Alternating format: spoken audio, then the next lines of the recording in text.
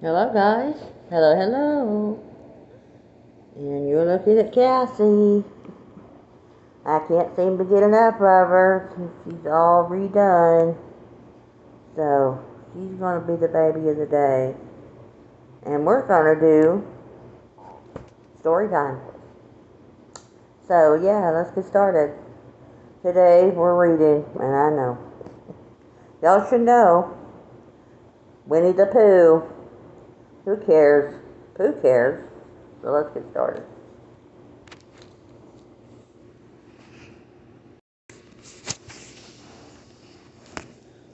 One bright, cheery day in the 100-acre wood, a mama duck waited patiently for her eggs to hatch. Suddenly, crack, crack, crack, 3 fuzzy yellow ducklings poked through their spotted shells. Mama Duck greeted them with a loud and proud quack. She then led her ducklings to the pond for their first swimming lesson.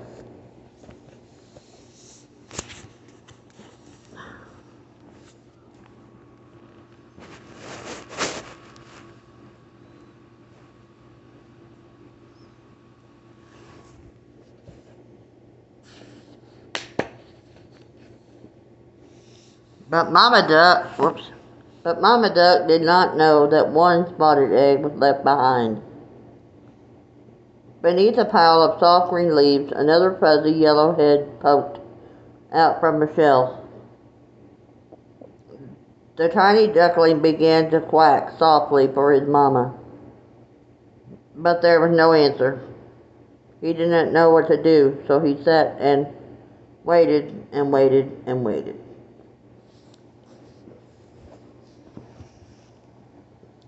On this very same day, in the 100-acre wood, Winnie the Pooh and his best friend Piglet decided to go for a morning stroll.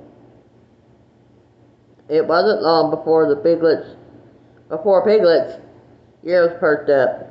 "Pooh," he said, "did you hear something?" Pooh listened carefully. "I believe I do," he answered. "It sounds like flapping, rustling, and quacking."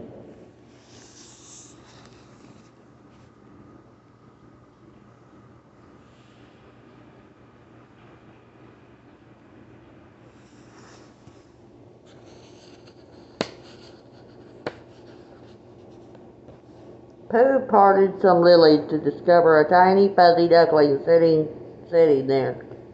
"We must find his mother," said Pooh.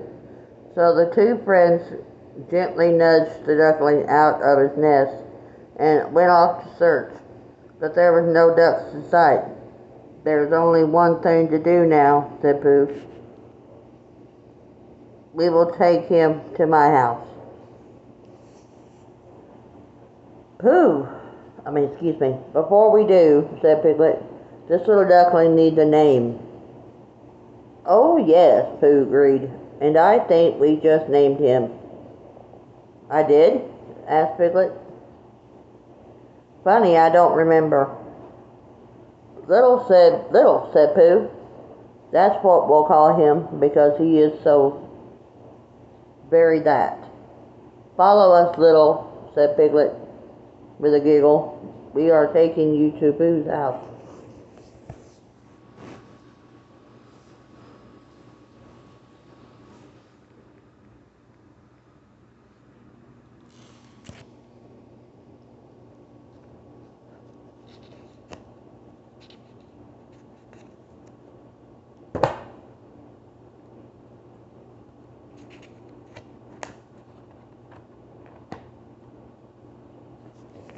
As Pooh, as Pooh, At Pooh's house, the friends found a small box to make into a comfy bed for Little. Pooh let the duckling borrow a blanket so he'd be nice and cozy, and Piglet set up a nightlight in case he was afraid of the dark. Then Piglet filled a saucer with water and left it next to Little's new bed, just in case he gets thirsty, he said. The next morning, Pooh, Piglet, and Little went to visit Rabbit for their first meal of the day. "We were wondering if you might have a little something for him to eat," Pooh said. Exactly 1 minute later, Rabbit presented Little with a plate of tiny green beans, peas, and a half of chopped tomato. "Oh, look!" cried Piglet, watching Little nibble away. "He likes it." "Of course," Rabbit said. "What would you expect?" "I would expect you might have a little something for us as well, please," said Pooh. Rabbit returned a minute later with some honey.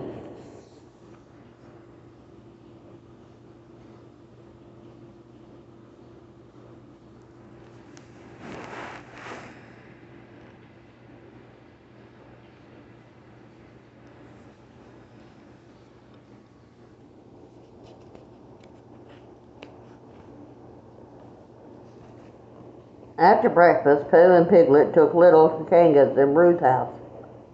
"Oh boy, Mama," said Rue, "I have a new friend. I'm going to teach him all my games." For the first game was Follow the Leader.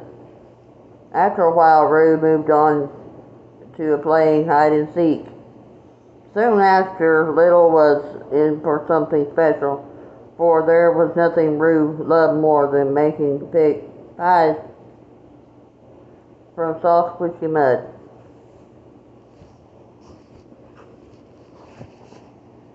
After a bath and a snack, Pooh, Piglet, and Little headed home and stopped to visit Owl on the way. "Well, bust my beak, aren't you something?"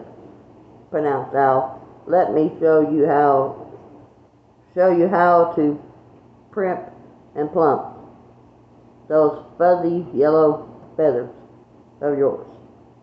"Dear fellow," Owl proceeded to fuss with his feathers when Little tried to imitate him. The duckling puffed up 2 sizes. After saying goodbye and After saying goodbye and thanking Owl, a fuller, fluffier little waddled home with Winnie the Pooh.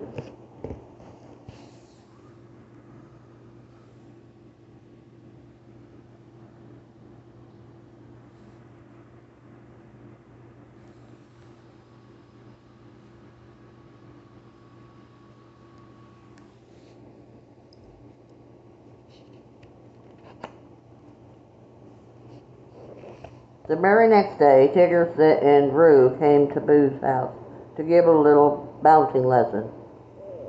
"Hoo-hoo-hoo-hoo!" cried Tigger. "Let's bounce to the pond and take you for a swim, Little." So Little got his first lesson in bouncing, which for him was more like a long waddle followed by 2 quick hops.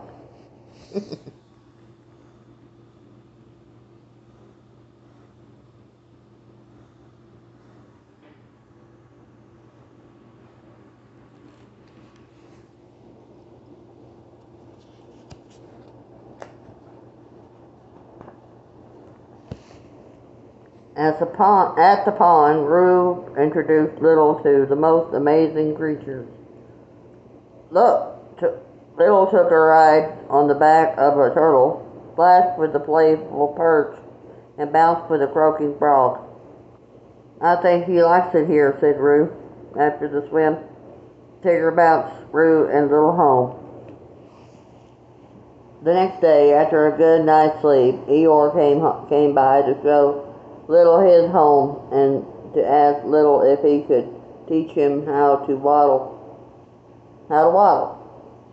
Little nodded willingly and began to waddle around the thistle patch.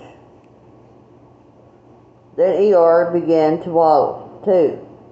He waddled up, he waddled down, he waddled back, and he waddled left, and he waddled right. Then he tipped right over. I knew it was good. I knew it was too good to last, said Eeyore.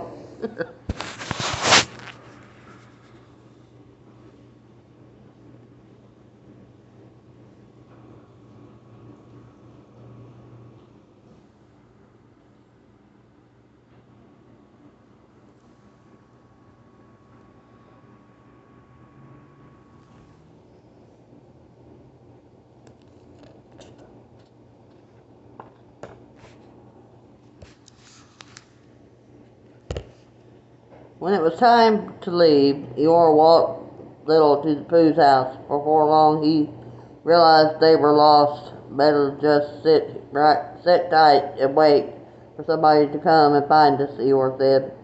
Eeyore and Little nestled together and took a little nap while they waited to be found. After that, after what seemed to be a very long while, Pooh and Piglet found them fast asleep beneath a willow tree. Together, the friends walked and waddled home to Pooh's house. When Pooh and Piglet put Little to bed, they heard the duckling quacking in his sleep. "Listen, Pooh," said Piglet. "I think he's quacking." "Mama, Mama." "Oh dear," said Pooh.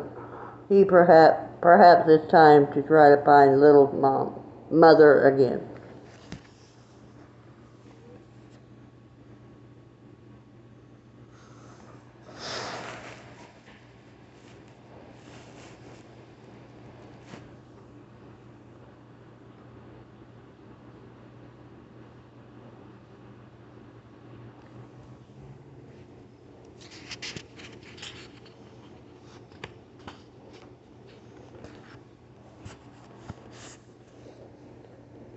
The next day, with Kanga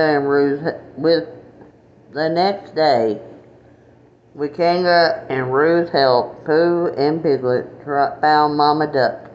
After quite a lot of talking and clapping and quacking, they managed to explain what had happened. Soon everyone had gathered at the duck pond, and there followed a heartwarming reunion between Little and his mama. Aww.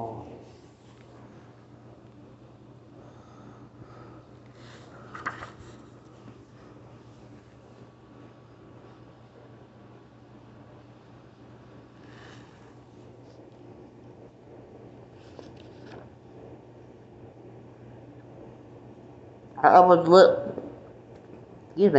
will miss Little, Pooh said, but I'm very happy that he is going to be with his family now.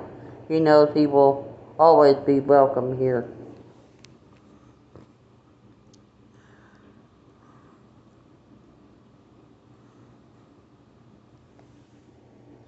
So that was the end of Pooh Bear. Just a moment, and let's find another story.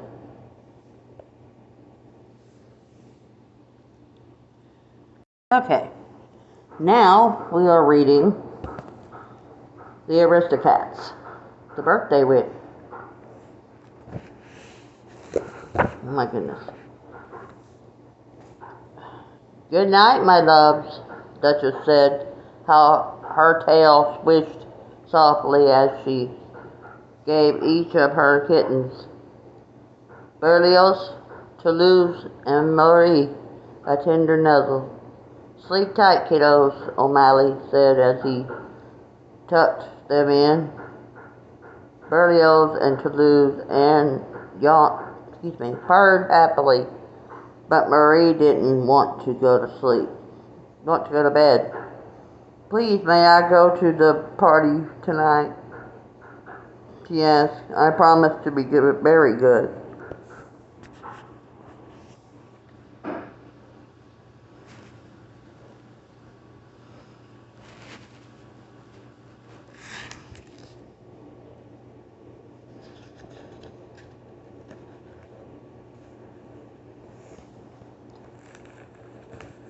Duchess smiled and shook her head.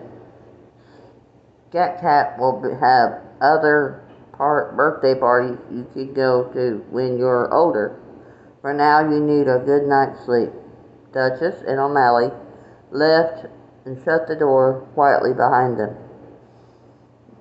Marie listened as Berlioz began to snore softly.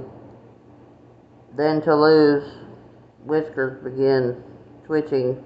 Soon both her brothers were fast asleep, but Marie was wide awake.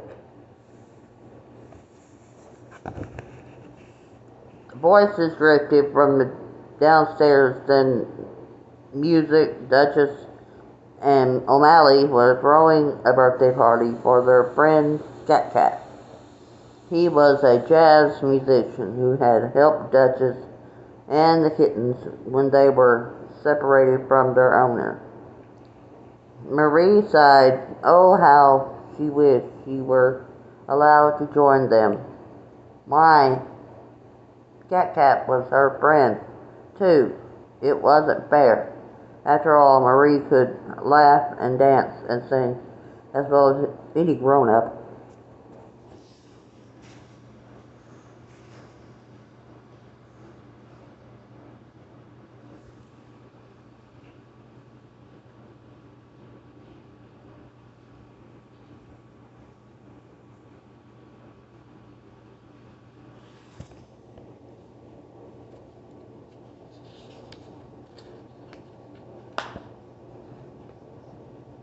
That's it, Marie thought. She could sneak into the party if she looked like an adult. Tiptoeing carefully, she made her way down the stairs. The coat closet would be full of things she could use to disguise herself. The noise from the ballroom became louder as Marie slipped into the dark closet. She rummaged around, trying things on. The feather boa tickled her nose. The frilly bonnet wasn't glamorous enough for a party. The dark glasses made it impossible for Marie to see anything. Finally, she found the perfect disguise. Marie thought she looked very grown up.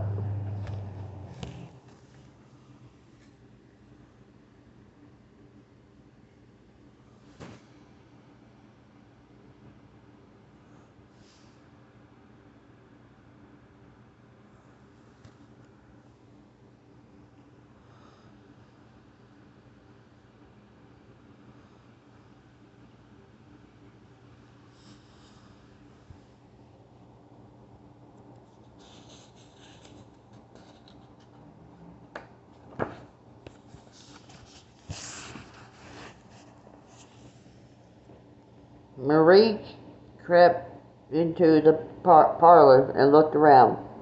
Cat Cat was leading the band in a fast-paced jazz number. Duchess and O'Malley were chatting with some cats in the corner, but most of the cats were dancing. They danced on the floor, on the tables, and there was even a cat swinging from the chandelier. Marie wanted to dance too, but I have to stay quiet, she reminded herself. I mustn't get caught. There was a beautiful This is a beautiful house, someone said. Marie turned around to see a lady cat wearing a sparkly collar. She was talking to Marie. Thank you, Marie said. Then she slapped a paw over her mouth. That she was in disguise as a guest. No one could know this was her home. Marie added in a hurry, I think so too.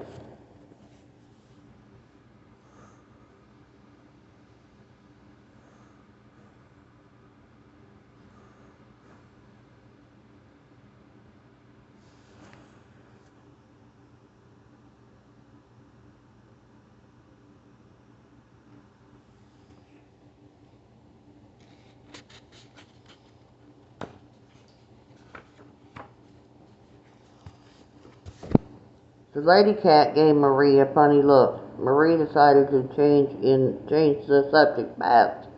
I like your collar, she said. I like your hat, the cat said. Marie beamed. It was working. Her disguise was perfect. Nearby, a cat in an apron appeared carrying a large platter. Who wants tuna ice cream? He said. Yes. I do. Maria raised her paw and jumped up and down. Then she remembered she was supposed to act like a grown-up.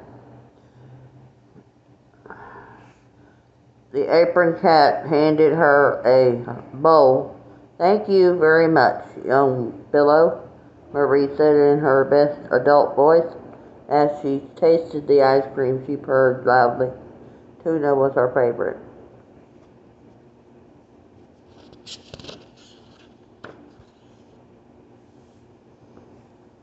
Oh, I didn't show y'all that picture. Oh my goodness.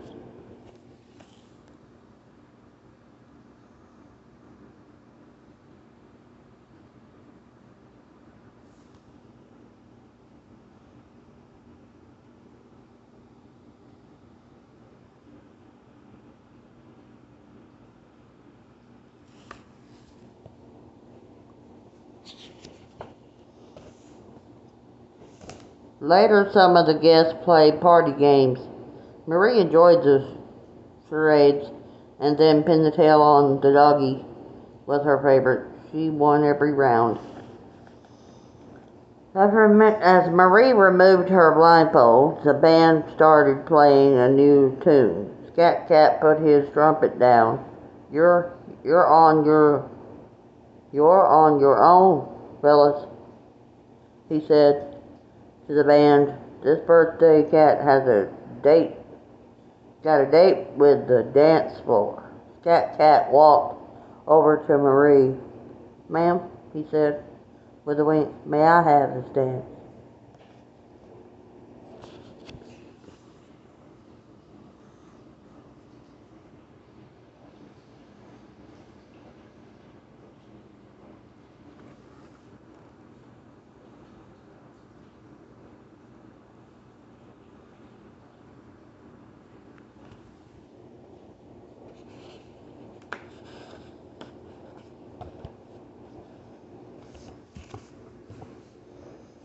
Marie forgot all about getting in trouble. She put her little paw in his, and Scat Cat led her out onto the dance floor. Enjoying the party, Marie. Enjoying the party, Marie? Scat Cat said. Oh, yes, Marie replied. Then she gasped. I mean, who's Marie? She asked, trying to cover up her mistake. Don't worry, your secret's safe with me, Scat Cat said. Let's just dance. The music swelled and Marie took Scat Cat's advice. She swayed, bopped, and jumped into the beat. Then as the piano trilled,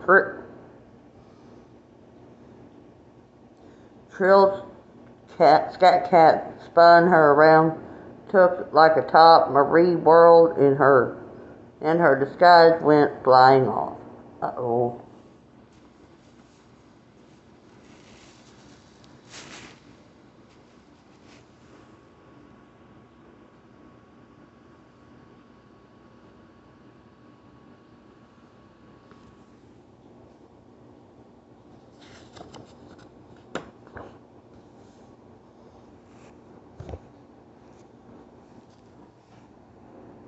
Marie! The music stopped and everyone stared. Marie's disguise was gone and her mother was marching right toward her. Young lady, you are supposed to be in bed, Duchess said. Marie looked up sadly. I'm sorry, Mama, she said. I didn't mean to disappoint you. Marie felt terrible for making her mother angry.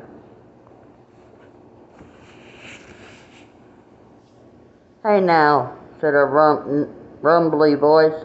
Marie looked up. It was Scat Cat. Say, Duchess, it is my birthday, Scat Cat said, and Marie's my friend. How about letting her stay?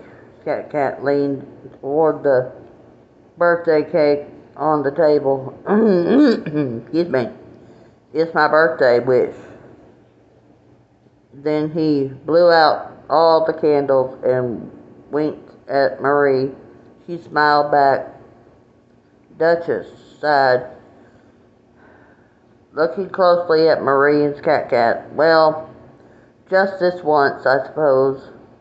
But you are going to bed early tomorrow night. Marie understood. Marie nodded happily. Thank you, Mama. I promise I'll never sneak out again.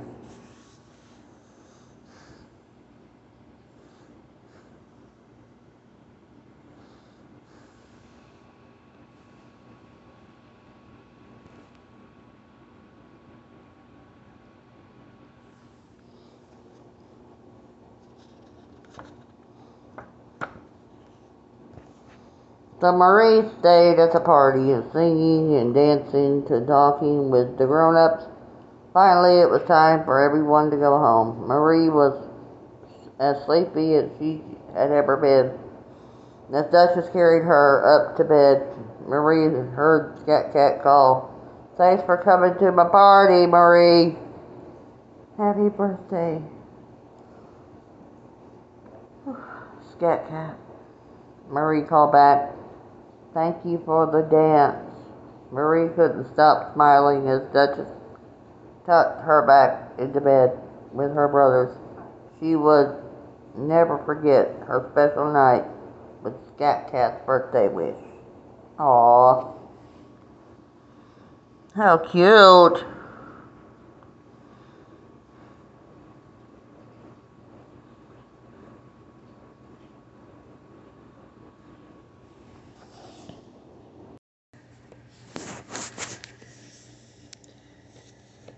This one is called, our final story for today is called Scamp the Hero from Lady and the Tramp. Be careful, Scamp, Lady called as she watched her son dash across the yard. Don't bounce the ball too hard. Lady Tramp and their 4 puppies were playing together outside their home. Scamp, the only boy puppy, was just like his father, always looking for an adventure. After they finished playing ball, Scamp asked to visit the park by himself. All right, said Tramp,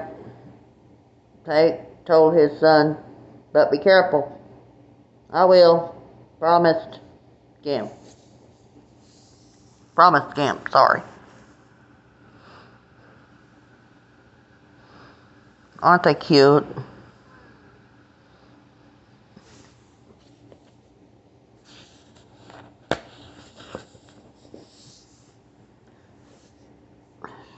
Scamp bounced out past the fence and onto the sidewalk. There was so much to see beyond his yard.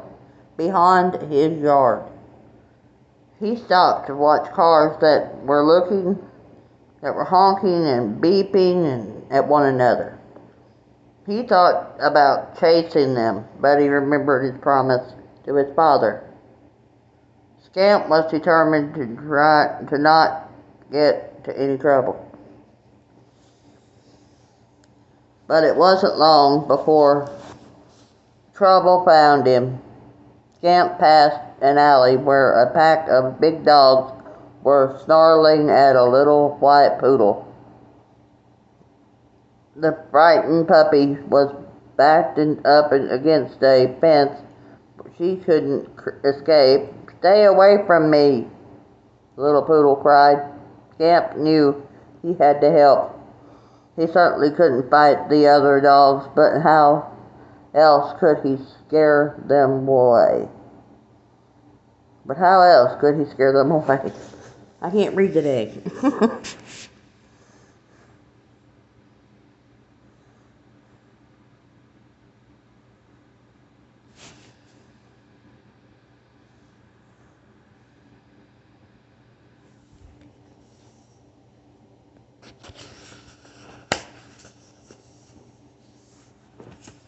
Then Scamp had an idea. Carefully crept behind a trash can, pushed it over. Clang! Clunk! Crash! The noise frightened the big dogs away. His trick had worked. Unfortunately, he also made a big mess. Garbage was everywhere. But Scamp was excuse me. But Scamp was more worried about the fluffy white poodle. Don't be frightened, he told her. I'm friendly.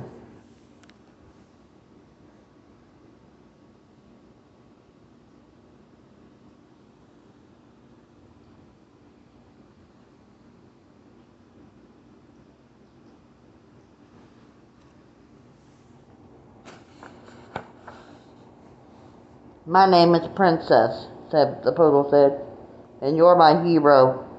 Scamp liked being someone's hero. Why, there were dogs. Why were those dogs bothering you? Asked Scamp. Because they wanted this, said Princess. She pulled something out from behind a box. Wow! Exclaimed Scamp. It's the biggest bone he'd ever seen.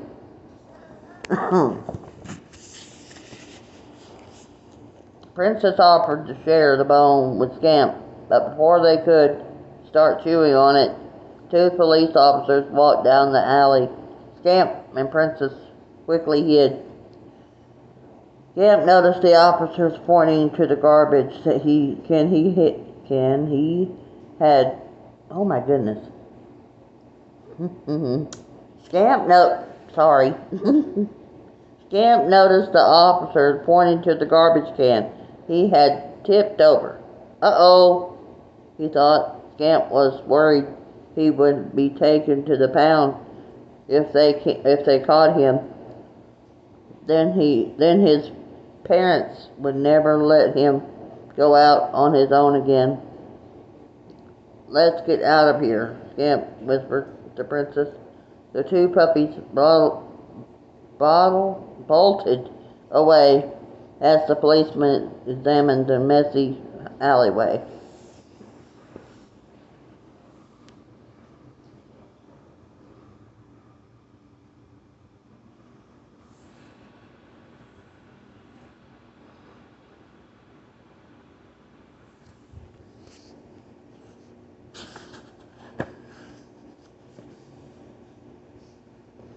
Scamp and Princess raced down a hill and into the park, but all that running had made the puppies very thirsty. Scamp hid the bowl beneath a few leaves. Let's get a drink of water before we have this, he suggested. It will be safe here. But when they got back, Scamp saw that a gardener had raked the bone into a big pile of leaves. Scamp sprang into action. Oh my goodness. Hang on guys. Sorry about that. Scamp sprang into action. He dove straight into the leaves to get the bone back. Hey, stop that! Yelled the gardener. Before the gardener could catch him, Scamp grabbed the bone. He and Princess ran away once again, gathering leaves everywhere. Scamp sure was getting into a lot of trouble.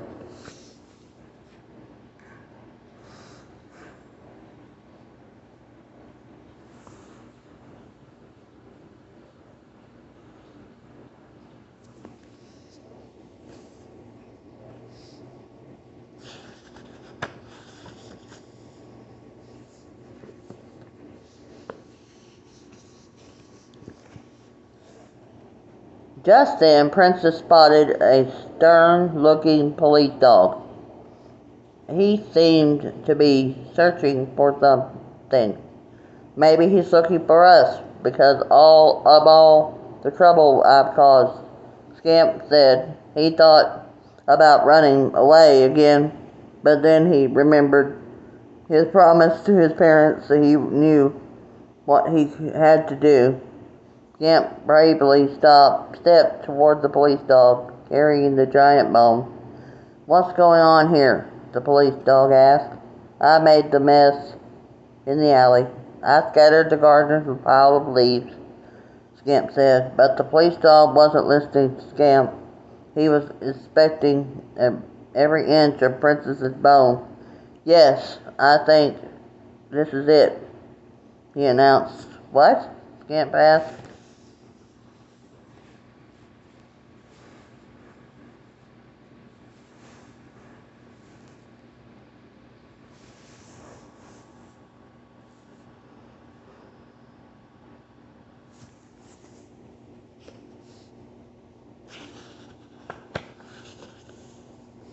"Let me explain," the police dog said.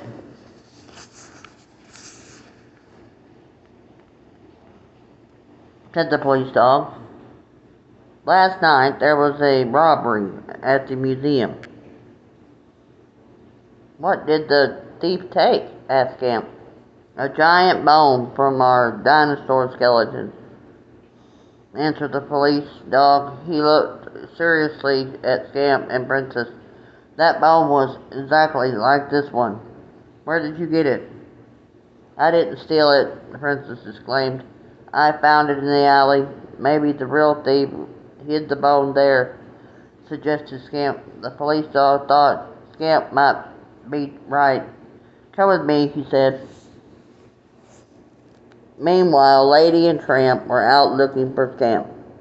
He had been gone for a long time, and they couldn't find him anywhere. They searched the park, but Scamp wasn't there.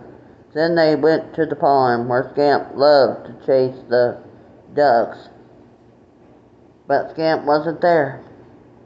They even went to Tony's restaurant, but Scamp wasn't there either.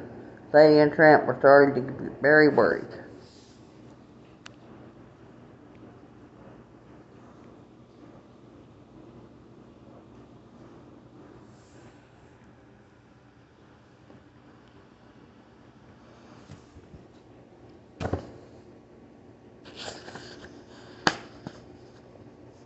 Finally, as they were walking along Main Street, they heard someone shout, "Scamp! Look over here!" Tramp froze in his tracks. He he saw a crowd of excited people at the museum down the street. The pair ran inside, hoping to find their son.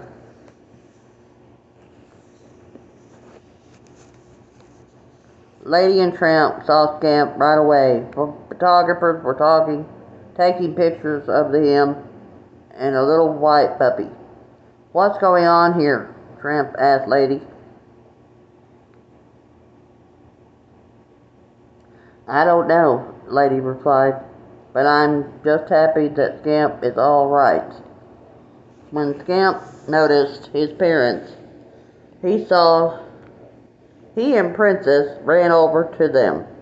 "I'm sorry I didn't come straight home," Scamp told them, "but we had to help the police solve a robbery." Your son's a hero," said Princess. Tramp grinned. "That's my boy." Princess was the one who found the stolen bone. Scamp said he wasn't used to so much attention.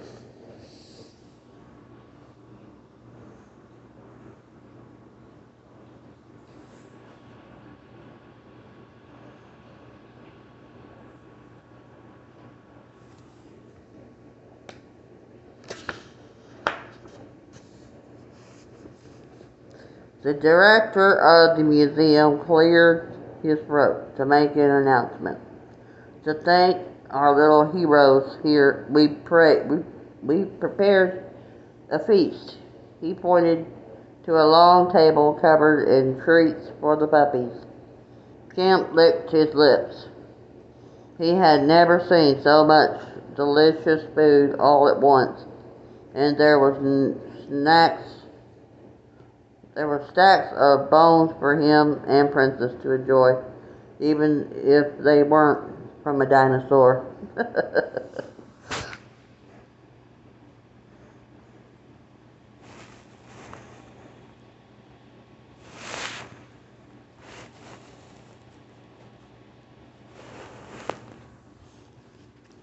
And that was the end of story time, guys. Thank you all for joining us today. And I want to thank you all for your prayers, and everything is okay now. So, yeah, I got my Cassie back, and she is perfection. Well, she is to me. She's so light now, guys, and she's so sweet and cuddly. Oh my goodness. So yeah, there is my Cassie. She is a lavender sculpt by Bountiful Baby. And her full name is Cassandra Rose. So, yeah. Y'all have a great week. Not just a good week coming up. Oh, and it's October. October 1st. Oh my goodness, guys. It'll be Christmas before we know it. Y'all have a great week. Not just a good week. Much love, everyone. Bye-bye.